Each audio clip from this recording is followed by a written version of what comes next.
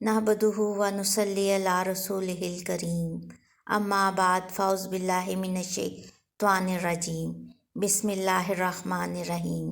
رب اشرح لی صدری ویسر لی امری واحلل عقدۃ من لسانی یفقہوا قولی۔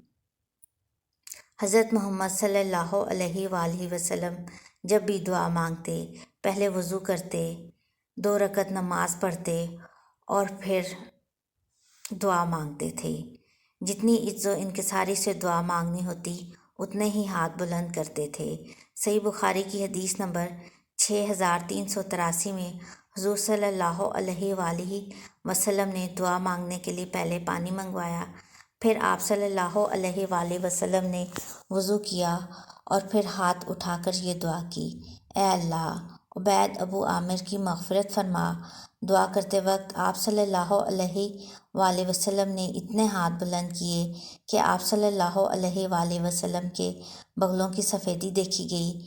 پھر آپ صلی اللہ علیہ وآلہ وسلم نے دعا کی: اے اللہ، قیامت کے دن بہت سی انسانی مخلوق سے بلند مرتبہ عطا فرمائے۔ جامعہ ترمذی کی حدیث نمبر 556 میں رسول اللہ صلی اللہ علیہ وآلہ وسلم بارش طلب کرنے کے لیے لوگوں کے ساتھ باہر نکلے۔ آپ صلی اللہ علیہ وآلہ وسلم نے 2 رکعت نماز پڑھائی، جس میں آپ صلی اللہ علیہ وآلہ وسلم نے بلند آواز سے قرأت کی اور پھر چادر پلٹی اور پھر اپنے دونوں ہاتھ اٹھائے اور قبلہ رخ ہو کر بارش کے لیے دعا کی۔ یہ ہے دعا مانگنے کا افضل طریقہ۔ پہلے وضو کیا جائے، وضو کرنے کے بعد 2 رکعت نماز ادا کی جائے اور پھر قبلہ رخ ہو کر دعا مانگی جائے۔ اس کے علاوہ جیسے بھی چلتے پھرتے دعا مانگے، اللہ تعالیٰ دعا قبول فرماتے ہیں۔ رسول کریم صلی اللہ علیہ وآلہ وسلم نے فرمایا: تم میں سے کوئی دعا کرے تو اللہ تعالیٰ سے قطعی طور پر مانگے اور یہ نہ کہے کہ اے اللہ، اگر تو چاہے تو مجھے عطا فرما، کیونکہ اللہ پر کوئی زبردستی کرنے والا نہیں ہے۔ صحیح بخاری کی حدیث نمبر 6339 میں رسول اللہ صلی اللہ علیہ وآلہ وسلم نے فرمایا: تم میں سے کوئی شخص اس طرح نہ کہے، یا اللہ، اگر تو چاہے تو مجھے معاف کر دے، میری مغفرت کر دے، بلکہ یقین کے ساتھ دعا کرے۔ جامعہ ترمذی کی حدیث نمبر 3045 میں رسول اللہ صلی اللہ علیہ وآلہ وسلم نے فرمایا: اللہ تعالیٰ کا دانہ ہاتھ بھرا ہوا ہے، کبھی خالی نہیں ہوتا، بخشش و عطا کرتا رہتا ہے، رات و دن لوٹانے اور اس کے دیتے رہنے سے کوئی کمی نہیں واقع ہوتی۔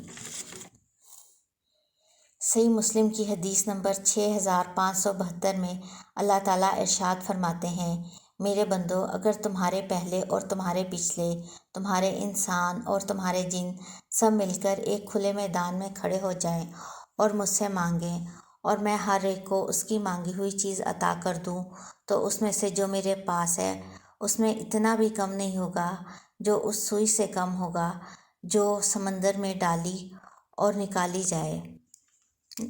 نبی صلی اللہ علیہ وآلہ وسلم نے فرمایا: جب تک کوئی بندہ گناہ یا قطع رحمی کی دعا نہ کرے اور قبولیت کے معاملے میں جلد بازی نہ کرے، اس کی دعا قبول ہوتی رہتی ہے۔ عرض کی گئی: اللہ کے رسول، جلد بازی کرنا کیا ہے؟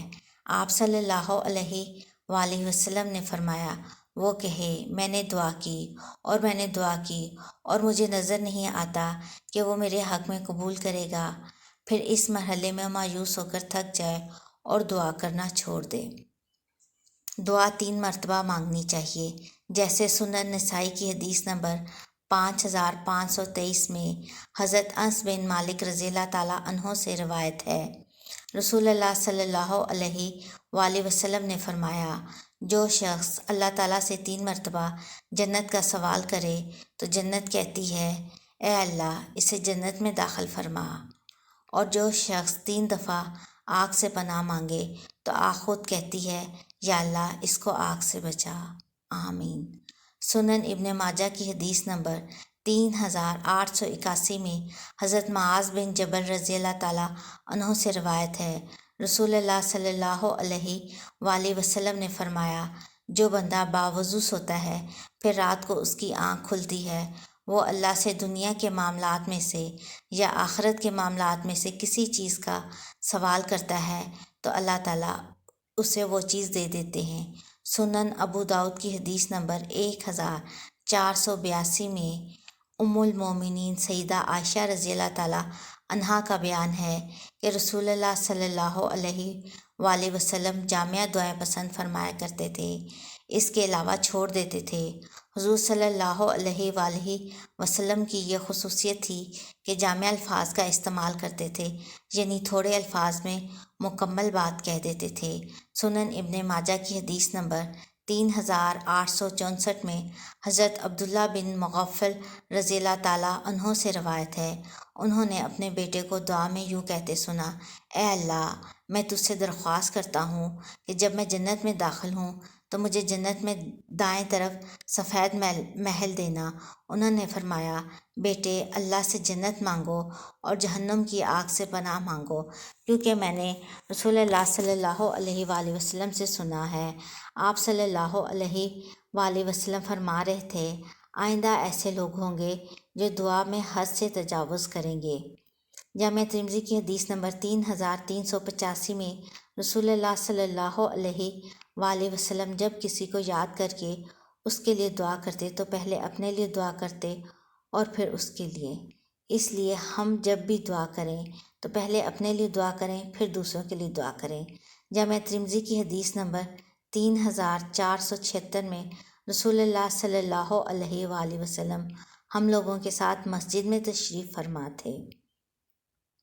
اس وقت مسجد میں ایک شخص آیا، اس نے نماز پڑھی اور یہ دعا کی: اے اللہ، میری مغفرت کر دے اور مجھ پر رحم فرما۔ رسول اللہ صلی اللہ علیہ وآلہ وسلم نے فرمایا: اے نمازی، تو نے جلدی کی، جب تو نماز پڑھ کر بیٹھے تو اللہ کے شایع نشان اس کی حمد بیان کرے اور پھر مجھ پر صلوات درود بھیجیں، پھر اللہ سے دعا کریں۔ کہتے ہیں اس کے بعد پھر ایک اور شخص نے نماز پڑھی، اس نے اللہ کی حمد بیان کی اور نبی صلی اللہ علیہ وآلہ وسلم پر درود بھیجا تو نبی صلی اللہ علیہ وآلہ وسلم نے فرمایا: اے نمازی، دعا کر، تیری دعا قبول کی جائے گی۔ جامع ترمذی کی حدیث نمبر 486 میں ارشاد ہے: دعا آسمان اور زمین کے درمیان رکی رہتی ہے، اس سے ذرا سی بھی اوپر نہیں جاتی جب تک کہ اپنے نبی کریم صلی اللہ علیہ وآلہ وسلم پر درود نہیں بھیج لیتے۔ جامع ترمذی کی حدیث نمبر 2989 میں حضور صلی اللہ علیہ وآلہ وسلم نے ایک ایسے شخص کا ذکر کیا جو لمبا سفر کرتا ہے، پریشان حال ہے اور غبار آلود ہے، آسمان کی طرف ہاتھ پھیلا کر دعائیں مانگتا ہے: میرے رب، اے میرے رب، اور حال یہ ہے اس کا کھانا حرام ہے، اس کا پینا حرام ہے، اس کا پہننا حرام ہے اور اس کی پرورش ہی حرام سے ہوئی ہے، پھر اس کی دعا کیسے قبول ہوگی؟ جامع ترمذی کی حدیث نمبر 3479 میں رسول اللہ صلی اللہ علیہ وآلہ وسلم نے فرمایا: تم اللہ سے مانگو اور اس یقین کے ساتھ مانگو کہ تمہاری دعا ضرور قبول ہوگی، اور اچھی طرح جان لو کہ اللہ تعالیٰ بے پرواہی اور بے توجیہی سے مانگی ہوئی غفلت اور لہو و لعب میں مبتلا دل کی دعا قبول نہیں کرتے۔ جب ہم دعا مانگیں پورے یقین اور بھروسے کے ساتھ مانگیں کہ اللہ تعالیٰ ہماری دعا قبول کریں گے۔ ایسا نہ ہو ہماری زبان پر کچھ ہو اور ہمارے دل میں کچھ ہو۔ ہماری زبان اور ہمارے دل میں ایک ہی بات ہونی چاہیے، ہمیں پوری توجہ سے دعا مانگنی چاہیے۔ غافل دل کی دعا اللہ تعالیٰ قبول نہیں فرماتے۔ دعا مانگنے سے پہلے ہمیں اپنی پوری تیاری کرنی چاہیے۔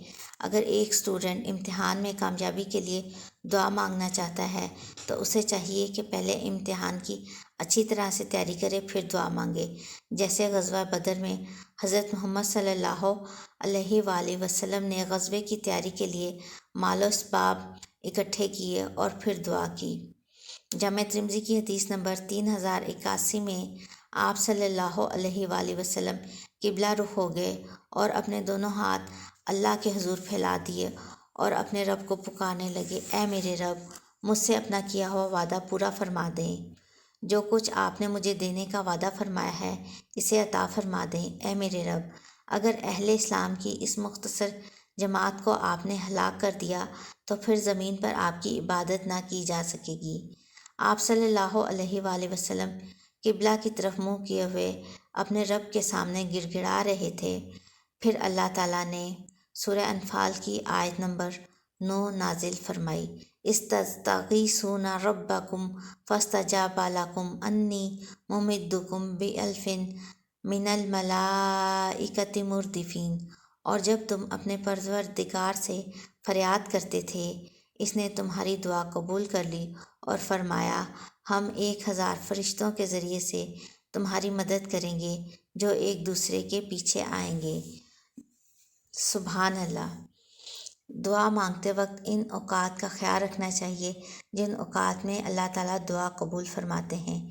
سنن ابن ماجہ کی حدیث نمبر 1366 میں حضرت ابو ہریرہ رضی اللہ تعالیٰ عنہ سے روایت ہے، رسول اللہ صلی اللہ علیہ وآلہ وسلم نے فرمایا، اللہ تعالیٰ ہر رات جب رات کا آخری تہائی حصہ باقی رہ جاتا ہے تو اللہ تعالیٰ آسمان دنیا پر نزول فرماتے ہیں اور کہتے ہیں کون ہے جو مجھ سے مانگے میں اس کو عطا کروں۔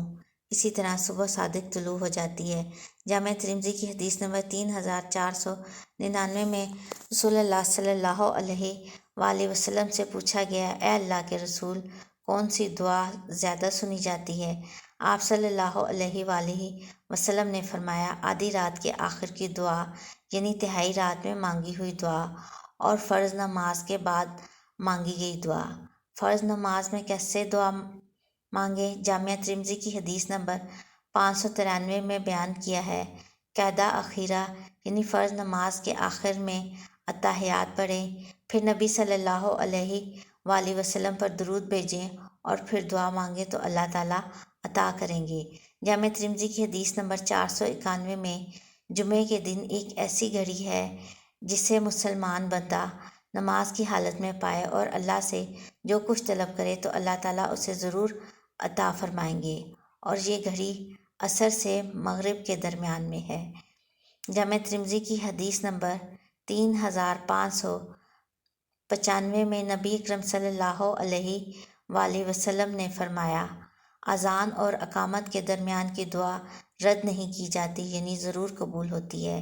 جامع ترمذی کی حدیث نمبر 3381 میں حضور صلی اللہ علیہ وآلہ وسلم فرماتے ہیں، جو کوئی بندہ اللہ سے دعا مانگتا ہے، اللہ اسے یا تو اس کی مانگی ہوئی چیز دے دیتے ہیں یا اس دعا کے نتیجے میں اس کے مثل اس پر آئی ہوئی مصیبت دور کر دیتے ہیں، جب تک کہ بندہ کسی گناہ یا قطع رحمی کی دعا نہ مانگے۔